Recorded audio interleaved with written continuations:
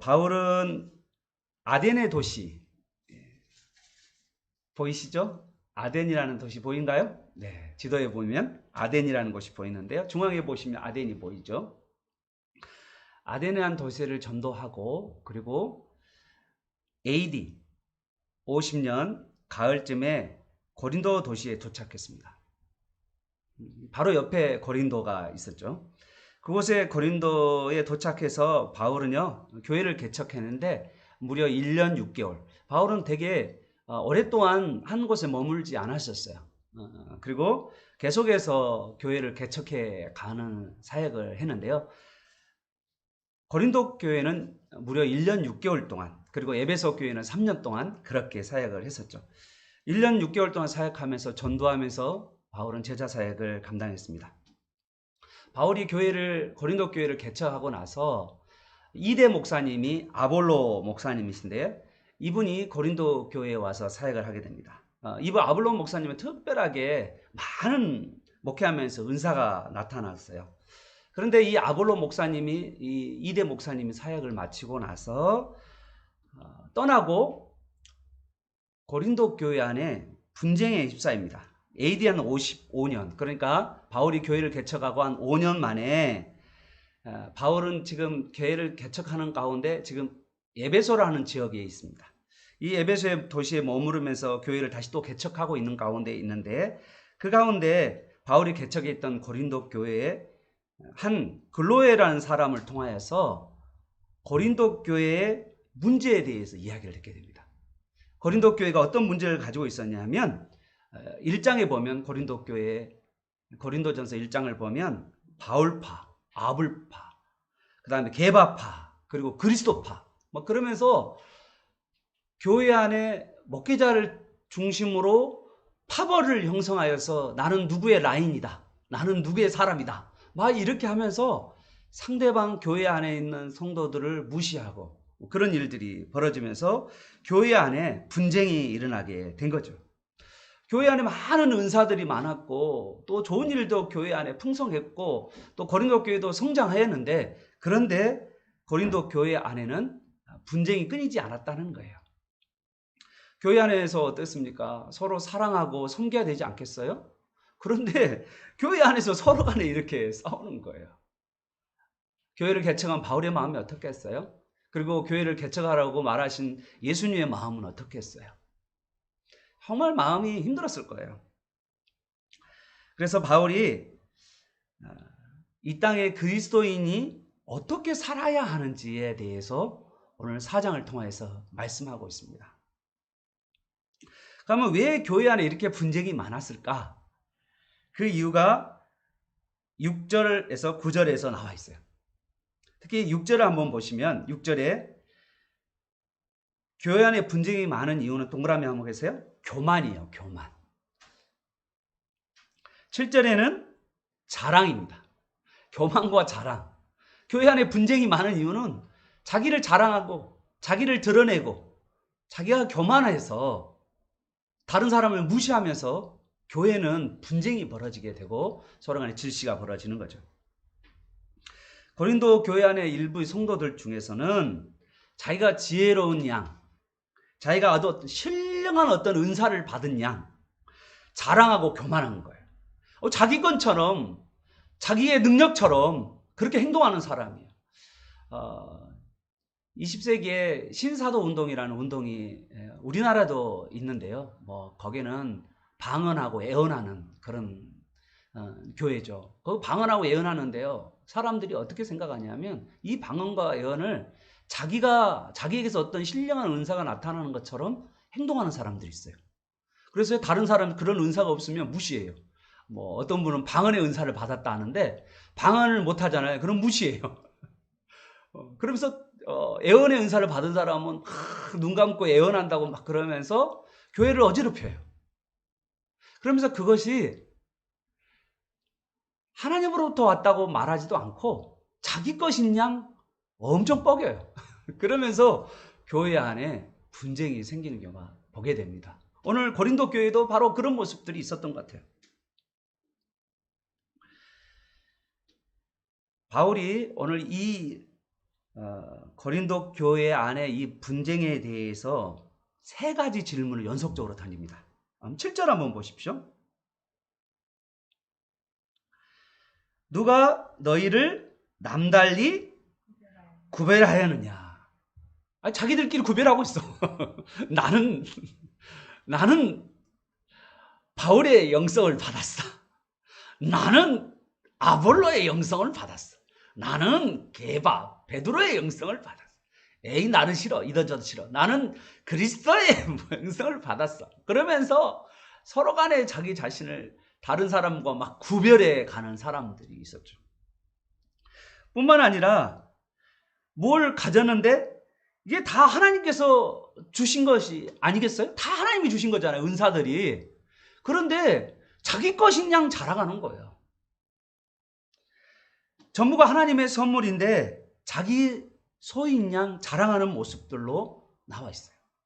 바울이 3번의 아주 질문을 통해서 고린도 교회에게 그들에게 질문을 던지고 있는 거예요. 야, 정말 너네들 해도 너무한다. 아니, 너희들 너무 우쭐거리면서 야, 그거 하나님이 주신 거 아니야? 모든 은사도 하나님 주신 거고 너희들이 고린도 도시 안에서 떵떵거리며 살아갈 수 있도록 하나님께서 너희들을 축복하지 않으셨냐? 하나님께서 너에게 복을 주시지 않았냐? 그런데 너희들이 너희 것이냐 왜 자랑하냐? 그러면서 우쭐거리고 있는 모습을 보고 바울이 너의 구원이 어디에 있었으며 너희가 어디서부터 구원받았으며 너희가 좀 더 겸손했으면 좋겠다. 이렇게 바울이 3개의 질문을 통해서 말하고 있습니다. 특별히 8절 한번 보시면요. 고린도회가 우쭐거리는 걸 보고 이제 약간 8절은요. 이게 잘한다 그런 말이 아니에요. 여러분 잘하잖아요. 우리 자 보십시오. 잘한다. 뭔 말입니까 이게? 정말 잘한다는 거인가요? 그 이야기가 아니죠. 네. 우리가 어떤 사람이 잘한다, 부모님이 자녀에게 잘한다 그런 말은 잘한다는 말이 아니잖아요. 오늘 8절에 이 말이 어떠냐면 이제 약간 냉소적인 이야기예요. 약간 비꼬는 듯한 말입니다. 8절은 바울이 반어적으로 사용하고 있어요. 말을 반어법적으로 사용하고 있어요. 이 8절의 이야기는 어떤 거냐면요. 교회 안에서 자기가 왕되어 있어요. 자기가 대장되어 있어요. 교만이요. 그의 머리끝까지 올라와 있어요. 그래서 바울이 그래 잘한다. 그래 잘한다. 여러분 바울은요. 여기 이 바울의 편지를 보면 한쪽으로는 약간 반어적이면서 냉소적인 바울의 그 말투가 있어요. 이게 왜냐 그러냐면 이게 자녀거든요. 이 바울은 이 고린도 교회가 영적인 자녀들이에요. 한쪽으로는 정말 그 사랑이 담아있고 한쪽으로는 또 반어적 표현을 통해서 때로는 책망하는, 부모가 자녀를 책망하는 것처럼 부모가 자녀를 사랑하는 것처럼 그렇게 지금 말하고 있는 것을 보게 돼요. 한번 너 자신을 돌아봐. 너가 어디서 구원받았니? 너가 이렇게 우쭐거리면서 좀 겸손 좀 해라. 너가 지금 완전히 교만이 그냥 머리끝까지 올라와 있구나. 좀 겸손 좀 해라. 이렇게 바울이 고린도 교회 안의 분쟁에 대해서 계속해서 말하고 있는 것입니다. 이제 9절이에요. 이제 바울이 진짜 말하고 싶어하는 게 9절입니다. 바울은 아주 진지하고 따뜻한 표정으로 아버지로서 성도들이 이 땅 가운데서 어떤 위치에 살고 있는지에 대해서 말하고 있습니다. 이런 거죠. 제가 이제 바울입니다. 여러분, 이 땅에 성도로 사는 것이 어떤 건지 알아요? 그리스도의 일꾼으로 사는 것이 어떤 건지 아나요? 제 설명을 진지하게 한번 들어보세요. 이 땅에서 교인으로, 그리스도인으로 살아간다는 게 뭘까요? 그러면서 9절 말씀을 하는 것입니다. 9절. 우리 같이 한번 읽어볼까요? 바울의 고백입니다. 같이 읽어보겠습니다. 시작. 내가 생각하건대 하나님이 사도인 우리를 죽이기로 작정된 같이 끄트머리에 두셨음에 우리는 세계 곧 천사와 사람에게 구경거리가 되었노라. 이 말이요, 여러분 참 이해가 안 될 거예요. 지금 무슨 소리를 하는 거지? 바울이, 여러분 뭐 베드로전서에 보면, 베드로전서 2장 8, 9절에 보면 너희는 왕같은 제사장이요 거룩한 나라요 하나님의 백성이요 뭐 이렇게 말하잖아요. 어떤 그리스도인의 어떤 특권에 대해서 말하잖아요. 그런데 오늘 고린도전서 4장에서는요 그리스도인의 특권을 이야기하지 않아요. 이 땅에서 사는 그리스도인은 어떤 자인지 바울이 정말 냉정하게, 어디 보면 진지하게 우리가 어떻게 살아가야 되는지에 대해서 바울은 솔직하게 말하고 있어요. 아주 솔직한 고백입니다. 왜 이런 솔직한 고백을 할 수 있냐면요, 아버지기 때문에 그래요. 아버지는 자녀의 앞길을 생각하잖아요. 저도 우리 자녀들 볼 때마다 자녀가 이 땅 가운데서 살아가야 하는 가운데 어떻게 살아가야 될까? 아버지의 마음이잖아요. 그래서 이 세상에 안 좋은 면도 아버지는 깊이, 저는 안 좋은 이 세상의 죄악된 모습, 타락한 모습, 죄된 모습에 대해서도 제가 아이들한테 말해요. 한쪽에는 그리스도인으로서의 영광과 존귀함도 말하지만 이 땅 가운데 그리스도인이 어떤 대접을 받으며 살 수밖에 없는가에 대해서도 제가 말합니다. 아버지니까.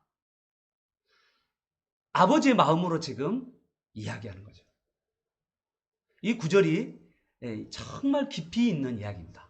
여러분 오늘 이 땅의 그리스도인은 어떻게 살아가야 되는지 양면성을 가지고 있어요. 하나는 정말 왕같은 제사장의 모습을 가지고 있지만 바울이 이 땅 가운데 그리스도인의 삶이 무엇인지를 우리에게 본질을 말하고 있는 것이에요. 하나님께서 지금 사도인 우리 그 바울을 어떻게 취급하고 있냐라고 말하면 첫 번째 그림은요, 개성 행진의 끄트머리에 있는 자라고 자기가 말합니다. 여기 끄트머리라는 단어가 있잖아요. 자신의 위치가 끄트머리, 첫 번째고요. 두 번째는 구경거리라는 단어가 쓰는데 이거는요 로마 콜레세움이라는 그 광장에서 죽음의 운명을 가지고 있는, 죽을 수밖에 없는 검투사 이야기를 꺼내는 거예요. 오늘 이 본문을 좀 더 깊이 이해하려면요 로마 제국으로 들어가야 돼요. 그 당시 로마 제국, 로마가 전쟁에서 크게 승리하면 개선 장군의 행렬이 나옵니다. 로마 광장으로 전쟁에서 승리한 사령관이 하얀 백마를 타고 전차 타고 이렇게 먼저 들어가요. 그러면서 이 개선하는 장군에게 로마에서는요 개선문을 세웁니다. 그래서 로마에 그 당시에 34개의 개선문이 있었다고 그래요. 그 개선문을 통해서 전쟁에 승리한 사령관이 백마를 타고 들어가는 거죠. 그러고 나면 그 다음에 그 전차 부대 뒤에 정말 이 기병과 말을 타고 군인들이 들어가고 그리고 보병들이 쫙 들어가요. 그러면 길거리에 있는 시민들이 나와서 막 환호를 하는 거죠. 그러면서 꽃을 날리고 막 이렇게 막 그러면서 막 환호하면서 그 행렬을 해요. 그런데 제일 나중에 그 끄트머리에 뭐가 하냐면 포로들이 끌려갑니다. 지금 그 포로의 모습이에요. 바울이 자기 자신을 개성장군, 힘 100마를 타고 하는 개성장군으로 자기 자신을 표현하지 않고 바울은 자기 자신을 개성장군 제일 끄트머리에 그 끄트머리에 있는 포로인데 포로가 지나가면요 로마 시민들이 예 그러면서 막 욕하면서 조롱해요. 침을 뱉으면서 조롱해요. 포로잖아요. 전쟁이 포로잖아요. 그래서 막 돌 던지기도 하고 막 조롱하기도 하고 그런 일들이 있는데 바울은 자신의 위치, 이 땅 가운데 바울은 자신은 어떤 사람이냐 하면 바로 그 끄트머리에 있는 포로와 같이 조롱받으면서 박해받으면서 그렇게 사는 자기라고 바울은 말하고 있는 거야. 어우, 대단히 충격적입니다. 바울의 자신의 위치가 끄트머리에 있는 자라고 말하는 거예요. 또 한 가지 바울이 자기 자신이 어떤 위치에 있냐면 이 땅 가운데 검투사와 같은 위치에 있다라고 말합니다. 여러분 전쟁에서 포로가 되면요 군인들은 콜로세움에서 검투사가 돼요. 여러분 영화 중에 그레디에이터라는 영화 있잖아요. 그 검투사라는 뜻이거든요. 그레디에이터라는 영화. 그 유명한 배우가 나오잖아요. 이 검투사는요 그의 운명이 뭐냐면 딱 두 가지예요. 다른 검투사를 죽여야 돼. 내가 죽이지 않으면 내가 죽는 거예요. 검투사는요 그의 인생은 결국은 죽는 인생이에요. 싸움하다가 죽는 거예요. 근데 싸움할 때 사람들이 막 그 콜레세움에서 검사 싸움하면 어떻게 막 환호하면서 막 그러면서 어떤 검사가 칼 맞아서 죽어갈 때 보면 막 조롱하면서 막 조롱하면서 그게 바로 검투사의 인생이에요. 마지막이 그의 인생은 조롱당하면서 처참하게 죽는 인생. 그게 바로 검투사입니다. 그런데 바울이 자기를 그런 검투사와 같은 자라고 말하고 있는 거예요. 이 땅 가운데 나는 검투사로, 이 땅 가운데 나는 포로로 살고 있는 거야. 충격적이지 않습니까? 바울이 지금 세계 복음화를 전도하기 위해서 어떤 왕권을 사용하고 뭐 개선 장군처럼 그렇게 자기 자신을 생각하지 않고 자기 자신은 포로자 검투사의 운명이 조롱과 비난과 그리고 핍박을 받을 수밖에 없는 운명이라고 바울은 자기 자신을 고백하고 있는 거예요. 바울이 이 땅에 그리스도의 신분이 바로 그런 모습이라고 이야기합니다. 그런데 고린도 교회 안에서 너희들이 지금 자랑하느냐? 너희들이 교만하느냐? 라고 이야기하는 거죠. 10절을 보십시오. 10절에서 세 번 고린도 교회와 바울을 비교해요. 고린도 교회와 바울. 우리는 10절에 보면 뭐라고 이야기합니까? 그리스도 때문에 어리석은 자예요. 바보가 됐다는 거예요. 여러분 전푼년이란 말 들어보셨습니까? 네. 전국 푼수연합회. 우리는 푼수예요. 우리는 어리석어요. 누구 때문에요? 그리스도 때문에 어리석어요. 바울은 그리스도 때문에 어리석은 거예요.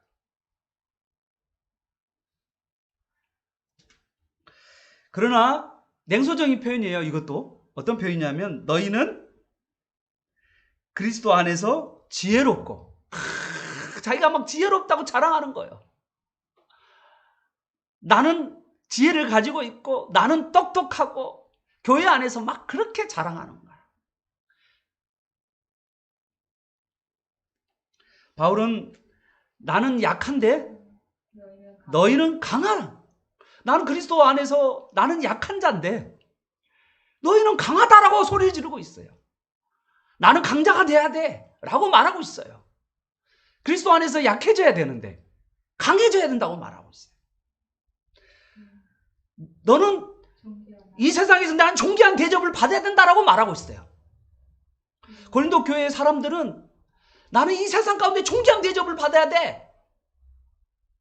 그렇게 자기 자신을 나타내고 있다는 거예요. 그런데 바울은 나는 비천한 자이다 라고 말하고 있습니다. 어떻게 보면 이렇게 바울은 고린도 교회가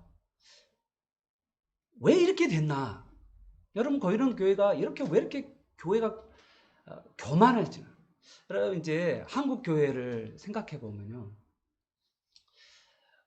우리도 정말 어려운 시기가 있었죠. 정말 힘든 시기가 있었죠.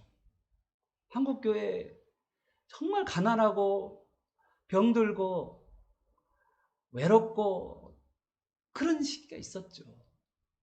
그런데 하나님이 우리에게 기도할 때마다 은혜를 베풀어 주시고 복을 주셨어요.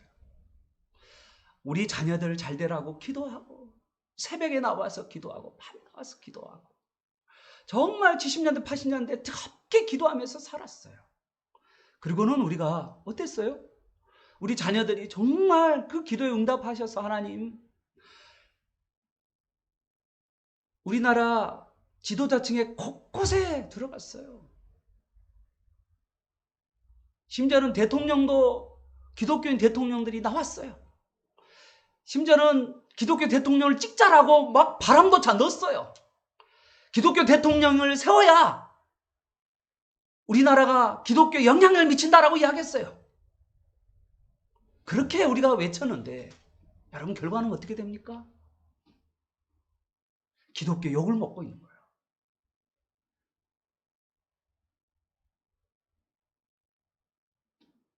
사랑하는 여러분, 어느 순간에 우리가 우리의 신분이 누구인지를 잃어버릴 때가 많아요. 우리가 어디서 구원을 받았고 우리가 어떤 은혜를 받았는지를 모르고 내가 가지고 있는 지혜 있냐? 내가 가지고 있는 능력 있냐? 그렇게 자랑하면서 뻐기면서 다른 사람을 무시하면서 어느 순간에 기독교가 변질되어 가고 있어요. 우리가 변질되어 가고 있어요. 고린도 교회가 변질되어 간 것처럼 어느 순간에 뻐기면서 살아가고 있단 말이에요. 기독교의 사람들이 어느 순간에 자기들이 왕 노릇하는 것처럼 살아가고 있어요. 자기가 왕인 것처럼 말하고 있어요. 자기 말 아니면 하나님도 끔찍 못하고, 자기 말 아니면 자기가 내 한마디에 다 죽는다고 이야기하고, 기독교가 어느 순간에 이렇게 타락해버렸다는 거예요. 그게 자기 능력입니까? 사랑하는 여러분, 우리의 능력이 없잖아요. 우리가 어떤 사람인데 알면서 그 무식하고 아무것도 없었던 우리잖아요. 하나님 은혜로 우리가, 하나님의 복으로 우리가 이만큼 살은 거예요. 바울은 신랄하게 지금 비꼬고 있어요. 13절, 11절부터 13절을 보십시오. 바울은 아주 단호합니다. 그러면서요, 고린도 교회에게 분노하지는 않아요. 고린도 교회에게. 그러면서 결단에 찬 목소리로 말하고 있어요. 바울의 실제 이 땅 가운데 삶은 뭐냐면 고난이에요. 바울은 실제 고난을 담대하게 말하고 있어요. 아주 담당하게 그들에게 말하고 있어요. 지금까지 종으로서 이 땅 가운데 살았다고 말해요. 11절을 보십시오. 바울은 뭐랍니까? 바로 이 시간까지 우리가 줄이고 목마르고 헐벗고 매맞으며 정처가 없었다고 말합니다. 사도로서 후원도 받지 못했어요. 오히려 반납했죠. 반납한 거죠. 자기 스스로가 일하면서 살았어요. 바울은요, 모욕당했어요. 12절 보십시오. 수고하고 친히 손으로 일했고요, 모욕을 당했어요. 바울이 복음을 증거하면서, 하나님 나라를 증거하면서 수많은 하나님의 능력들이 바울을 통해서 나타나는데, 여러분, 바울이 가는 곳마다 바울이 물론 사랑을 받았긴 했지만 그 반대편에서 엄청난, 바울은 돌도 맞았잖아요. 태장도 당했잖아요. 여러분, 매를 맞았어요. 바울은 감옥에 갇혔어요. 바울은 배고팠어요. 강도를 만났어요. 강의 유업을 만났어요. 바울의 생애는요, 고난의 연속의 삶이었어요. 그게 그리스도인의 삶이라고 이야기하고 있는 거예요, 지금. 우리는 대장 노릇 하고 싶어 하는데 대장 노릇이 그리스도의 삶이 아니라고 이야기하고 있는 거예요. 어떻게 그렇게 되었느냐라고 지금 비꼬고 있잖아요. 너희가 왕이 되었냐? 그리스도인은 그런 삶이 아니라는 거예요. 고난과 헐벗음과 배고픔과 그게 바로 그리스도인의 삶이라는 거예요. 모욕을 당했죠? 여러분 모욕당하면 뭐 하고 싶어요? 저도 저를 지나간 사람이 저를 모욕하면 뭐 하고 싶어요? 한 대 팍 지어박고 싶어요. 그러죠. 그런데 바울은 모욕당하면 축복했어요. 왜 축복했을까? 왜 축복했을 것 같아요? 그리스도 때문에요. 그리스도 때문에.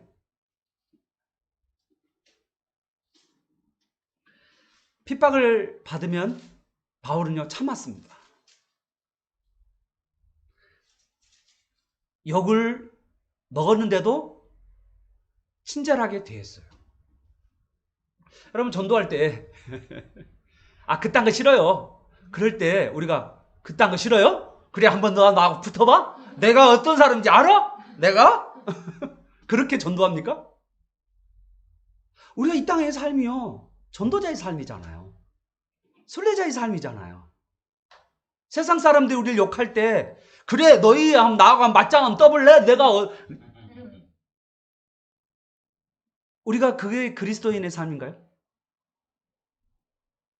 그리스도인의 삶이 무엇인지를 아직까지 모르고 있는 거야.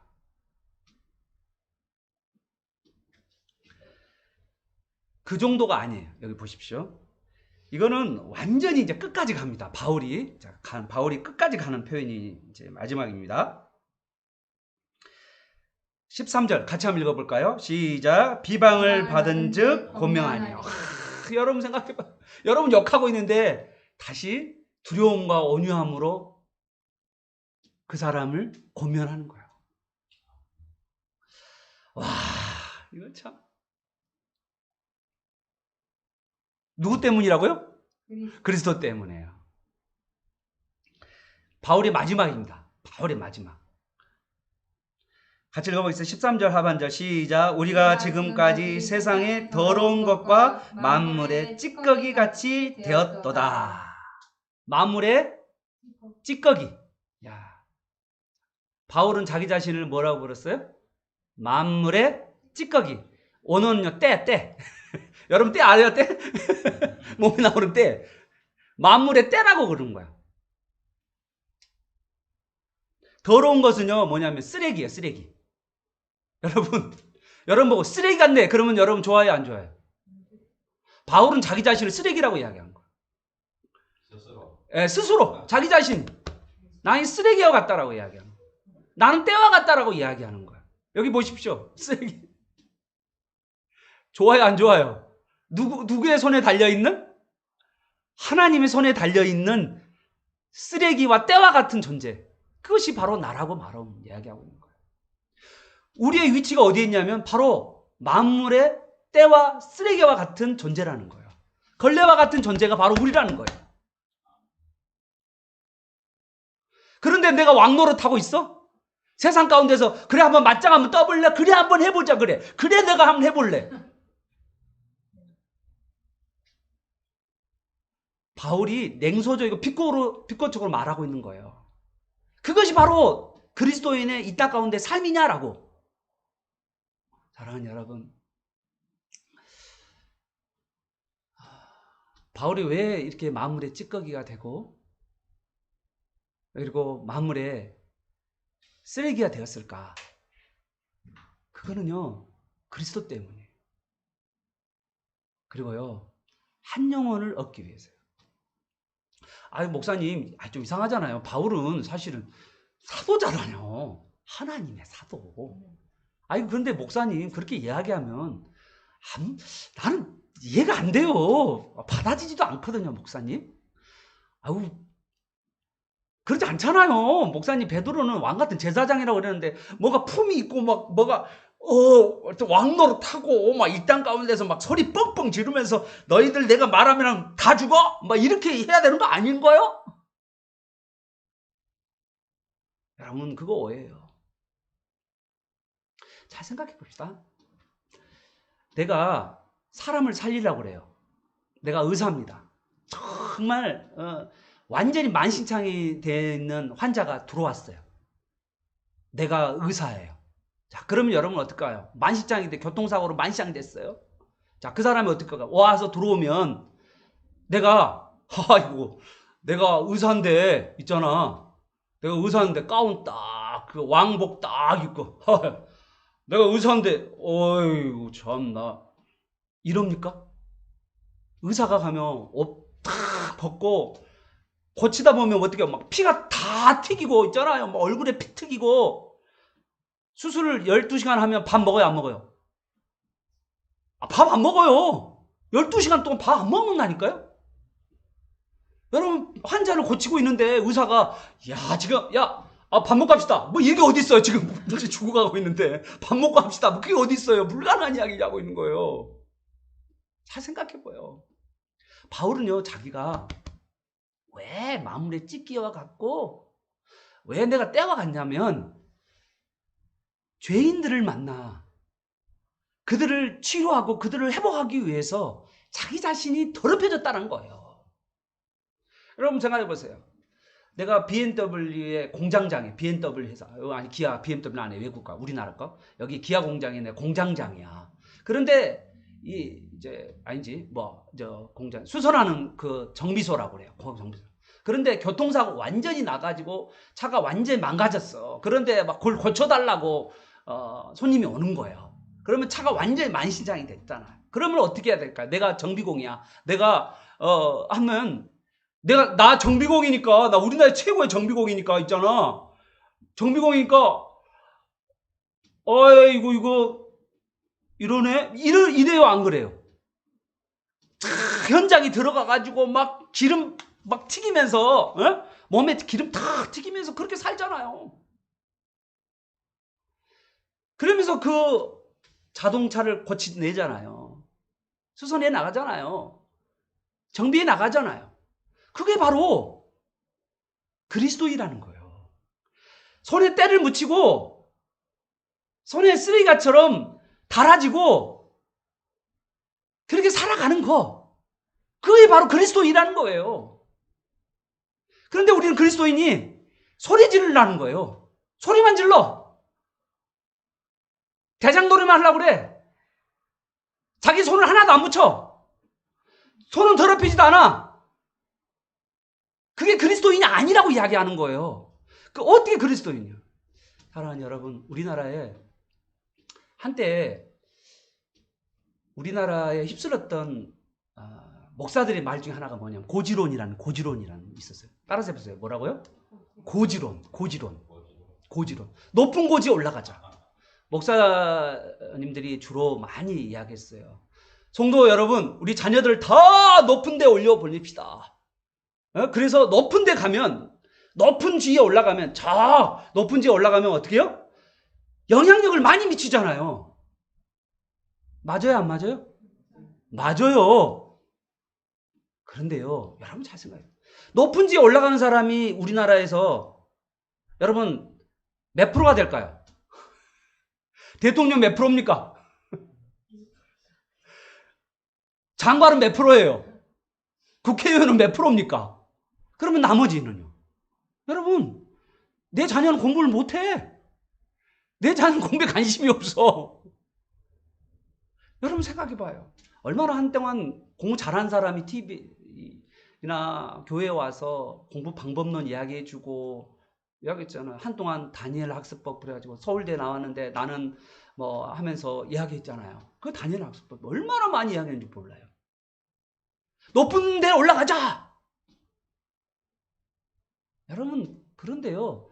대부분 그리스도인들은요. 높은 데 있지 않아요. 낮은 땅에 어디 움푹 파여 있어. 오히려 더 힘들어하는 사람들이 많아요. 그런데 교회에서는요. 높은 땅을 가자. 높은 곳으로 올라가자. 그렇게만 말하고 있는 거예요. 그럼 높은 곳에 못 올라가는 자녀들은 어떻게 되죠? 예수를 믿으면 복 받습니다. 예수 믿으면 잘 됩니다. 그런 이야기는 너무 많이 이야기하지만 예수 믿고 나서 고난받아야 됩니다. 예수 믿는 것은 좁은 길입니다. 예수 믿는 것은요, 걸레와 같고요. 예수 믿는 것은요, 쓰레기와 같고요. 예수 믿는 것은 때와 같은 삶입니다. 그렇게 가르치는 분은 없어요. 그런데 바울은 아버지라니까요. 아버지는 그렇게 말하지 않아요. 여러분, 간증하는 그 1%는요, 그 간증하는 1%는 1%도 아니에요. 0.001% 그 잘 나간 사람은요, 그 외에 나머지 사람들은 다 평범한 삶을 살고 있어요. 그런데 그 사람이 되라고 이야기하는 거죠, 우리가. 그 1%의 사람이 되라고 막 죽으라고 고생시키는 거죠. 여러분, 다니엘 이야기를 많이 해요. 우리가 많은 사람들이 성경의 다니엘처럼 우리가 높은 지에 올라가자. 여러분, 다니엘이 라인을 섰나요? 줄을 섰나요? 다니엘이 뭐 특별하게 뭐 어떤 사람에게 뭐 이렇게 했나요? 다니엘은요, 사실은 믿음으로 산 사람이에요. 다니엘도 사자밥에 들어가려고 했잖아요. 사자밥에 들어갔잖아요, 다니엘이. 다니엘은 자기 삶 가운데 순간순간 매일매일 하나님께 기도하고 그리고 매일매일 믿음으로 살아갔던 사람이 다니엘이지. 다니엘처럼 우리 높은 지에 올라가서 저 총리가 돼가지고 세상에 영향을 미치자. 여러분, 높은 지에 올라가면 여러분, 뇌과학을 공부한 사람은 어떠냐면요, 좌뇌와 우뇌가 있는데 공부를 많이 한 사람은 좌뇌가 발달하게 돼요. 좌뇌가 발달한 사람은요, 행동이 없어요. 여러분, 집안에서 첫째 아들과 둘째 아들인데 첫째 아들을 좋은 데 보내려고 막 돈을 불려서 막 과외하고 뭐 많은 걸 막 세웠어요. 그런데 그 좋은 대학을 간 아이가요, 부모에게 효도한 줄 알아요? 오히려요, 좋은 대학 못 가지만 부모와 가까이 있던 사람이 그 아이가 부모에게 효도해요. 끝까지 붙어서 부모를 효도합니다.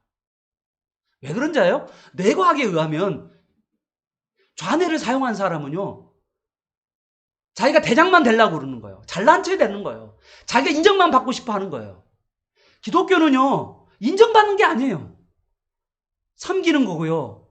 때를 묻히는 거고요. 피를 튀기는 거고요. 기름밥을 먹는 것이 그게 기독교예요. 기독교는요, 우뇌를 사용한 사람이 기독교란 말이에요. 여러분, 좌뇌를 사용한 사람의 결론이 뭔지 알아요? 좌뇌를 사용하고 높은 지에 올라가면 딱 두 가지 걸려요. 좌뇌 걸려가면 죄 가운데 빠져요.